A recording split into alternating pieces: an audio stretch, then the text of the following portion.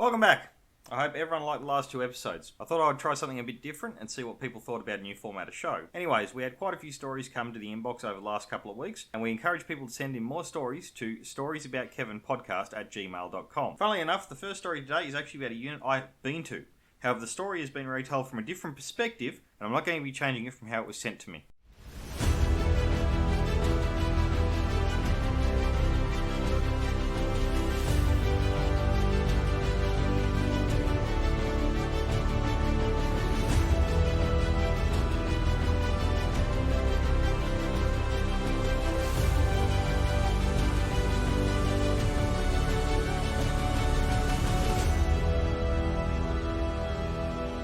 Okay, so getting into this first story. A few years ago, I got posted into the Federation Guard as an Air Force member. This was not long after that hilarious song On the Left came out about how to wear your medals. For those that don't know, the Federation Guard is the ceremonial unit for the Australian Defence Force. And they travel around the country and do all kinds of representational activities. Anyways, there was a bit of ironic laughter that used to come out whenever someone would play that song on their phone, and sometimes for a bit of a laugh, some people would play it just to get pumped before a gig. Anyway, one of the boys who was at the Guard when the song came out told us that when it first came out, it was the laughingstock of everyone, and everyone took the piss. He said they were at a gig, someone played it on the phone, and everyone was taking the piss out of it, until someone said for them to all shut the fuck up about it and stop making fun of it. It was at that point when they realised that one of the girls involved was actually on the bus and was crying her eyes out at the back of the bus. I don't care how she felt, it's a stupid song. Now, I'm not going to correct how this was sent in, or what has been said. I was there at the time and I heard the exact story. It was a little bit different how that's going, but I'm not going to editorialise the stories that have been sent in.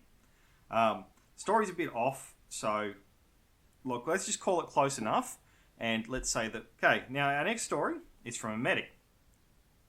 Okay, this is going to be gross. I was a medic at one of the training establishments. Not going to say where, not going to say when. Not even going to give you a location where this happened. We had one student, trainee, whatever. He was the biggest malingerer you could ever meet. This guy did everything he could to get out of the training. Everything that could possibly be wrong with him was wrong with him. I started to play a bit of a game. Not ethical, but I knew at the time he was full of shit. Especially when you would send him all the way to base, he would go to the medical centre, get scans, blood tests, x-rays, you name it, and inevitably be sent back to the field, with my being a medic in question for sending him in the first place. So I came up with a plan. This guy was complaining that he wasn't hydrated enough, so I had him stay in the medical tent with me for a full day and monitor his intake. Medical Gatorade, keep track of how much he took in. We had him pee into cups so we could monitor and send that in with him for testing. I'm actually curious here whether they sent the pee or the data. That's a question I would like to know an answer to. Anyway, back to it. Basically, dude was pissing clear by lunchtime. He was improving, so we sent him into the field with strict instructions for his staff to monitor his intake, which they did. Does anyone remember that really good, that video they used to show? Piss clear twice a day. That was the takeaway from every year of the mandatory training. Do they still? I'm interested. Do they still show that video? That was Colonel Rudsky, I think was his name, that he used to do that. Like that was one of the, for someone to sit there and say, just remember, piss clear twice a day, and have just a straight look on their face. That to me was hilarious. I used to love that. Like just how someone could sit there just so stoic and just be like, and remember soldiers, piss clear twice a day. Yeah. Okay, so let's get back into it. We told him to also keep his food up, eat everything in his ration packs, and crucially, if his dehydration was that bad, we would have expected symptoms like constipation, strong yellow urine. However, we also let him know that other things, such as multivitamins, can cause excessively yellow urine and strong smelling urine. We even showed him an example bottle of multivitamins that have that effect. A few hours later, he was left alone in the tent with those multivitamins, which we conveniently forgot to put away. We organised transport and sent him back into the field. He lasted probably a day and a half from memory, might have been a little bit more. He was back in, with constipation, bloating, and strong smelling and vibrantly yellow, almost fluorescent urine. This stuff was bright.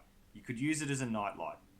Didn't smell like urine. It smelled like that strong overvitamin smell that you get at the gym when everyone has pumped themselves full of everything and they pee before their workout. Hard to avoid, We had to monitor his bathroom usage and therefore the entire tent stank. That would have been delightful. Great. Anyway, so we get him under observation, we give him some stool softeners, and we make sure he's not unattended so he can't slip any vitamins in. 3 hours in, he does the most violent shit as a result of the stool softeners that we ever seen, and it was absolutely not constipation. It's what happens when you give constipation medicine to someone who isn't constipated. It was bad and nasty. So after another 12 hours of observations and a good night's rest in a cot, we pack him up and send him back out. This time we let him know that his constipation was not severe, and we give him some Coloxal and Senna to be administered with meals by his staff. It should ward off the constipation. We let him know that we would have been more concerned if he'd had a bloody stool. Sure enough, not even 12 hours later, this guy was back. Said he'd been having violent diarrhea, there had been blood in it when he wiped. So at this point, we made the call to take him out of the field. We called a civilian ambulance who came out to the training area. We conducted our handover with them, and he was taken into the civilian hospital where he had a meeting with some cameras in order to ensure that his bowel wasn't perforated. Once he had the all clear and discharge summary the next day, we all had a good chuckle. It's unfortunate that medical docs are confidential. I really wanted to nail this guy to the wall as a linger. Only real 100% provable case I ever came across as a medic. That's a new one. I wasn't expecting to get this kind of episode so soon, but I'm glad that there's a medic out there that listens to us. So clearly I'm reaching a lot of people everywhere. But I'll happily take all the good medic stories I can get, because I imagine you guys get some really, really weird shit. Now, thinking back to a couple of episodes ago to the soldier that was attempting the world record for putting rounds in his foreskin, it seems it's not an uncommon scenario. So I've received no less than 27 emails from people saying they've witnessed similar activities in their units, some with mixed results. Some people got caught by their rank, some did not, and a couple needed medical attention. One story I was reading basically said that your foreskin can only stretch so much before it starts to split. And that was the result of, he won the dare, but ended up having to go see the medics for it. I'm presuming, this is just my mental image, that it was something along the lines of how you fill a water balloon up to a point where suddenly it just pops. I imagine it, something like that. That's my mental image. So I'm going to leave you with that and move on to the next story. Now, I have to also remind people that we don't use real names. Please, when you send things in to the storiesaboutkevinpodcast at gmail.com email address, call people Kevin or don't use a name. I have to change them, and I would prefer to not actually know who these people are, because I know that it's going to happen when I get a story in, and I'm going to actually know the individuals involved, and I don't want to. I might recognise the stories like I did that one before, but I don't want to know names. So this next story is about the best truckie I ever met, Kevin. The story about Kevin putting his hands over his eyes reminded me of this. So I'll give you two stories about Kevin. First up, he was not a good driver. To be honest, no one knows how he ever got his code. The cunt could not change gears to save himself. He was atrocious at it. Couldn't judge the size, would constantly hit gutters with either the front or rear tyres, and would actually hit fixed objects like buildings. At some point we thought he should be trade tested. Anyway, he had his codes tested when he decided out bush one day that he wanted to park his truck in a certain spot in the position, a little off where it was parked. There was a tree in the way. Now, artillery pushes trees over with max. They do it all the time. However, they are generally small trees, and they use the corner off the bull bar where it is the strongest. Not Kevin. He lines up the dead centre of the bull bar with his big fuck-off gum tree that has been around since the dawn of time, puts it in low range and floors it, proceeding to buckle the bumper and blow the radiator out. Fucking idiot. The second story I have for him is that same exercise. After fixing his truck, and no idea how he did it to this day, but he manages to somehow miss a gear, jammed up the gearbox somehow, and managed to blow it out the bottom of the truck. Gear oil and shit went everywhere. Those gearboxes are tough. The recce mechs that came out said they'd never heard of someone blowing a gearbox apart. Now, this actually isn't the first Mac I've ever heard of that's had the radiator busted, because some cunt thought, big truck, push big tree over. It's like, when I myself was a truckie, I saw some really, really dumb stuff, and this is kind of one of the dumbest things I ever saw, was people that thought, well, it's a truck, it can just push trees over. That's not how it works, guys. But this is the first time where I heard someone blow a gearbox. Hey guys, Future Scotty here. I'm just going through editing, and I'm realising that I'm getting quite a lot of truckie stories sent in. Probably because I was a truckie, and this is making me wonder, have my fellow truckies been listening to this and sending me in their stories? Is this getting shared around RACT circles? And more than what I would like to admit is none of the truckies that I know or serve with have been coming up and saying hello to me and telling me they listen to the podcast. So I'm just wondering where this is going, because I have not seen this being shared, and I'm curious why I'm getting sent so many truck stories. Thank you. Now, to turn it over a notch, as I don't want to burn through too many listener stories, I recently contacted the War Memorial and asked them to put me onto their catalogue of stories. Well, I didn't ask for that. I just asked, where's the best place to do some research to find some historical stories. And they sent me back a whole heap of links. I will be putting these links in the description, because as we know, the War Memorial curates a whole heap of really cool stuff. And there's thousands of stories on there. Some have been a really great read. There's also a DVA catalogue of stories, which I pulled today's story from. And I know a lot of these stories have been curated, sent in by veterans before they've passed away, or it's just part of getting all their stories recorded down and documented into history, so that we have that preserved for the future. However, I think it is getting to the point where a lot of these stories, they're on the website, and aside from people like myself who occasionally go on there and read them and might have a bit of a chuckle or something, or just read them as part of research in history or something, high school kids researching history of Korean War and stuff and picking these stories out, these stories probably are going to go pretty much unknown, or may never, some may go on there and just never be read. So I'm going to pull some out randomly and insert them into the podcast so we can get those stories out there. Now, today's story is about Dick Turner, and I pulled that off the Anzac portal for DVA, which you can just find by Googling DVA Anzac portal. It's anzacportal.dva.gov.au/stories, and you'll find some really interesting stories on there. Having lied about his age to join the army in 1942, Dick Turner was serving in New Guinea when the truth was discovered. He was only 16, and he'd told the recruiting officer he was 2 years older than that. Of course, he was sent home. 2 years later, at the age of 18, he joined the Royal Australian Air Force and travelled to Canada under the Empire Air Training Scheme, where he eventually qualified as a pilot, just as the war in Europe was ending. Disappointed that he had not been able to contribute to the cause, he became a civilian but rejoined the RAF in 1949 and was serving with 77 Squadron in Japan for almost 12 months before the Korean War started. Dick Turner had 2 tours of duty with the Royal Australian Air Force, the first in Japan flying Mustangs and the second based in Korea flying Meteor jet fighters. In all, he flew 244 individual sorties in a wide range of weather conditions and earned a Distinguished Flying Cross. Having taken part in so many missions, it was inevitable that some would be more memorable than others. But Dick recalls one in particular, a raid on a railway tunnel, with some embarrassment. During a pilot's operational life, events occur which not only cause instant fear, but trigger a mental response, which on later reflection can only be described as crass stupidity, Dick said. Being human, the tendency is to banish both the fear and the response into the deepest recesses of the mind, revealing them to no one, especially the stupidity bit. Only after many years can the mind be persuaded to give up its darkest secrets to public scrutiny. In psychiatric circles, it is known as the what the hell syndrome. During the early days of the Korean War, we were carrying out a ground interdiction role from a PSP strip at Daegu, with a front line no more than 5 miles away.